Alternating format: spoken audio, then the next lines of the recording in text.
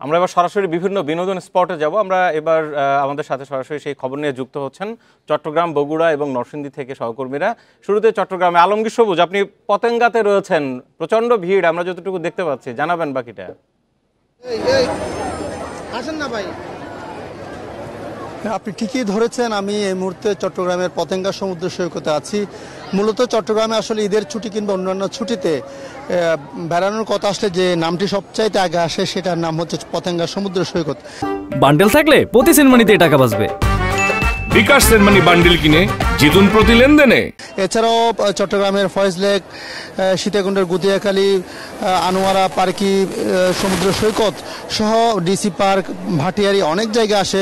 তবে চট্টগ্রাম শহরের মধ্যে ফয়েজ লেকের যে প্রবেশ মূল্য অনেক বেশি হওয়ার কারণে আমরা দেখি সবসময় সাধারণ মানুষ, বিশেষ করে নিম্নবিত্ত থেকে উচ্চবিত্ত, মধ্যবিত্ত সবাই ছুটে আসেন এই পতেঙ্গা সমুদ্র সৈকতে। আজকে ঈদের তৃতীয় দিনে এসে আমরা দেখি যেখানে হাজারো মানুষ এখানে এসেছেন। আমার হাতের বামে এবং ডানে আমি দেখছি আসলে কয়েক মাইল জুড়ে মানুষ আর মানুষ, এবং একটু আগে থেকে যে মানুষের স্রোত শুরু হয়েছে আমরা দেখছি হাজার হাজার মানুষ বিভিন্ন পথ দিয়ে ঢুকছেন এই পতেঙ্গা সমুদ্র সৈকতে। এই মুহূর্তে এখন ভাটা চলছে, এ কারণে মানুষ আপনারা দেখছেন নিশ্চয় মানুষ নিচে নেমে গেছে এবং বিভিন্ন রাইডস ঘুরছে, নৌকাতে ভ্রমণ করছে, এবং যে স্পিড বোটগুলো আছে সেগুলি 100-200 টাকা করে নিচ্ছে কিলোমিটার ঘুরিয়ে। কিন্তু একদম নির্ভয়ে আমরা দেখছি মানুষ সেখানে যে স্পিড বোটগুলো আছে সেগুলোতে চড়ে বেড়াচ্ছেন, এবং আমরা যতটুকু জানি এখানে রাত 8টা-9টা পর্যন্ত এরকম মানুষের স্রোত থাকে।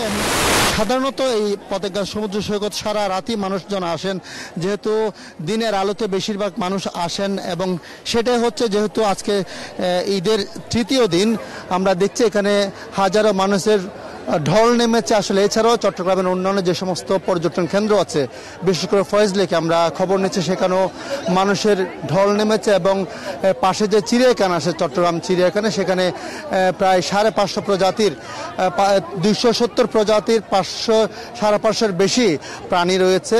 মানুষের ভিড় সেখানেও আছে। মোটামুটি সবচেয়ে বেশি ভিড় এই পতেঙ্গা সমুদ্র সৈকত। একটু পরে আরও বেশি মানুষের ঢল নামবে বলে আমরা খবর পেয়েছি, এবং সেটাই আমরা দেখছি বিভিন্ন প্রান্ত থেকে বিভিন্ন গাড়িতে করে মানুষ আসছে। এবং আরেকটা বিষয় বলার আছে, এখানে এই সমুদ্র সৈকতের সাথে লাগানো আসলে কর্ণফুলী নদীর উপর দিয়ে যে টানেল, সেটাতে দিয়ে আমরা দেখছি অনেকে বাসে করে নানাভাবে টানেল পার হয়ে ওই পারে আনোয়ারা সমুদ্র সৈকতও যাচ্ছে। মোটামুটি এখানে মানুষের সবুজ, আপনি থাকুন আমাদের সাথে। আমরা একটু বগুড়ায় যাব, সেখান থেকে আমাদের সাথে আছেন হাসিবুর রহমান।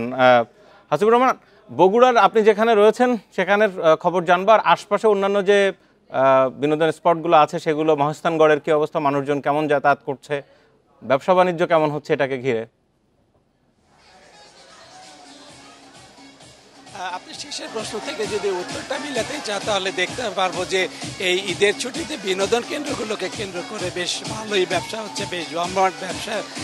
পর্যটন কেন্দ্রে যেসব ব্যবসা প্রতিষ্ঠান রয়েছে সেগুলোতে উত্তরবঙ্গের অন্যতম আকর্ষণ এই মুহূর্তে মমইন হোটেল, এবং সেই মমইন হোটেলের অন্যতম আকর্ষণ এই ওয়াটার পার্ক, যেখানে বিপুল সংখ্যক নারী পুরুষ আজকে এই বিনোদন কেন্দ্রে এসে তারা নানাভাবে দিনটাকে উপভোগ করবার চেষ্টা করছে। এবং সব মিলে এখানে ঠিক কত হাজার মানুষ আছে এটা বলা কঠিন, তবে কর্তৃপক্ষ প্রাথমিকভাবে যে ধারণা দিয়েছে যে এখন পর্যন্ত অন্তত এই মমইন এবং মমইনের যেসব অঙ্গ প্রতিষ্ঠান রয়েছে, বিশেষ করে ওয়াটার পার্ক আর অন্যান্য যেসব উপকরণ রয়েছে বিনোদনের, সেখানে অন্তত 20,000 মানুষ এখন রয়েছে বলে আমাদেরকে ধারণা দিয়েছে। এর বাইরে আমরা অন্যান্য বিনোদন কেন্দ্রগুলোর খবর নেবার চেষ্টা করেছি, বিশেষ করে মহাস্থানগড়। আপনি জানেন যে বাংলাদেশের মধ্যে সবচেয়ে প্রাচীনতম এই নগরীকে কেন্দ্র করে নানা ধরনের আকর্ষণ থাকে বিনোদন প্রেমী বা পর্যটকদের। সেখানকেও আজকে বিপুল সংখ্যক দর্শনার্থী এসেছেন বলে আমরা খবর পেয়েছি, এবং সেখানে শুধু বগুড়া না, বগুড়ার পাশাপাশি রংপুর, দিনাজপুর সহ যমুনার ওই পারের মানুষও এই বিনোদন কেন্দ্র এসেছে।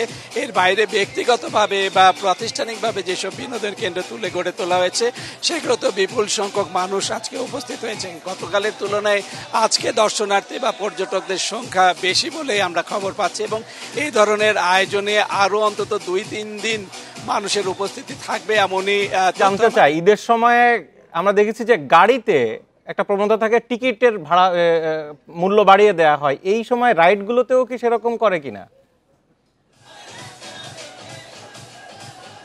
এই রাইডগুলোতে বেশি করে যদি আপনি বিনোদন কেন্দ্রের রাইডগুলোর কথা বলেন তাহলে আমি এখন পর্যন্ত কোনো পর্যটন কেন্দ্রেরই রাইডের যে দাম বা মূল্য বৃদ্ধির এরকম কোনো খবর পাইনি। এই যে বিনোদন কেন্দ্রটি দেখছেন ওয়াটার পার্ক, এখানে প্রতিজনের জন্য 600 টাকা করে টিকিট নেওয়া হয় এবং এটা 7টা রাইডে এখানে চড়ার সুযোগ রয়েছে। আর এই হোটেল কর্তৃপক্ষ, যেটি উত্তরবঙ্গের একমাত্র 5 স্টার হোটেল মমইন, সেখানেও বিপুল সংখ্যক মানুষ আসছে এবং তাদের জন্য প্যাকেজ চালু করা হয়েছে। 8,000 টাকার প্যাকেজ আছে, 9,000 টাকার প্যাকেজ আছে আর 13,000 টাকার প্যাকেজ আছে। এই প্যাকেজের মধ্যে বিনোদন কেন্দ্রগুলোর যে টিকিট সেগুলোকে ইনক্লুড করা আছে।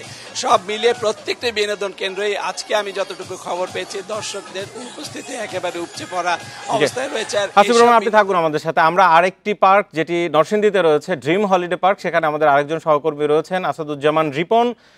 রিপন, আপনি যেখানে আছেন একটু জানাবেন যে সেখানকার কেমন পরিবেশ, ভিড়ভাট্টা কেমন, আশপাশের জেলা থেকেও সেখানে যাচ্ছে নাকি সবাই স্থানীয়?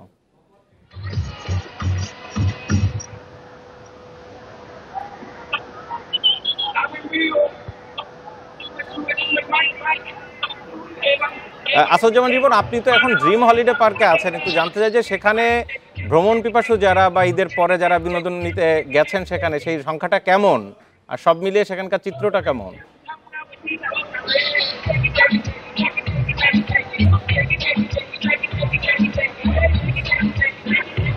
আমাদের সহকর্মী আসাদুজ্জামান রিপনের সাথে আমাদের অডিও কানেকশনটি বিচ্ছিন্ন হয়ে গেছে।